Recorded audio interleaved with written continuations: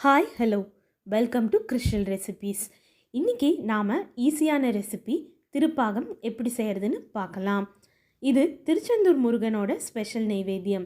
And also வீட்டுக்கு guest வந்தால் 10 to 15 மினிட்ஸில் செஞ்சிடலாம். அவ்வளோ சிம்பிள். இப்போது எப்படி செய்கிறதுன்னு பார்க்கலாம். ஒரு அடிகனமான பாத்திரம் எடுத்துக்கோங்க. ஸ்டவ் ஆஃபில் இருக்கட்டும். அதில் 1 கப் முந்திரி பவுடர் சேர்த்துக்கோங்க. அதே கப்பில் 1 கப் கடலை மாவு, 2 கப் சர்க்கரை,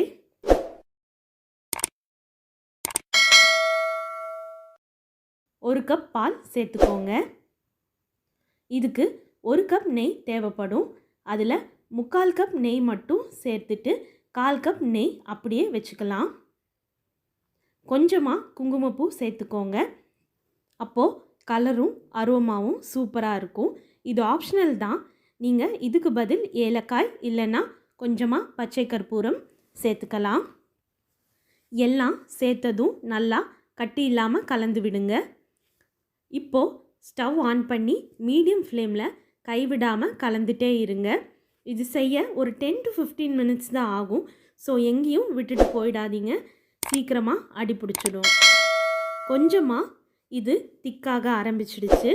சைடில் நல்லா நுரைச்சி வருது. இப்போது வச்சிருந்த 1/4 கப் நெய்யை சேர்த்து கைவிடாமல் கலந்துக்கலாம்.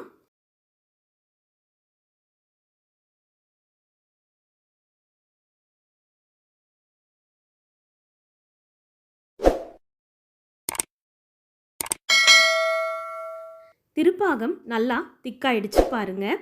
எடுத்து ஊற்றும்போது இந்த கன்சிஸ்டன்சி வரணும். இப்போது ரெடி ஆயிடுச்சு. கன்சிஸ்டன்சி நினச்சி பயப்பட வேணாம்.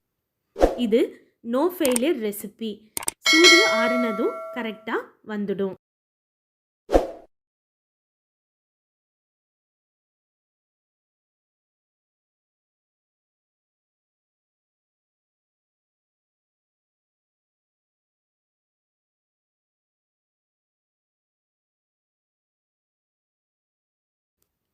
ஒரு நெய் தடவின பவுலில் இதை சேர்த்துக்கலாம்.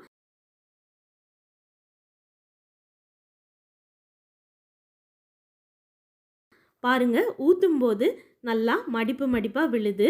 அதோட அரோமா வேறு லெவலில் இருக்குது.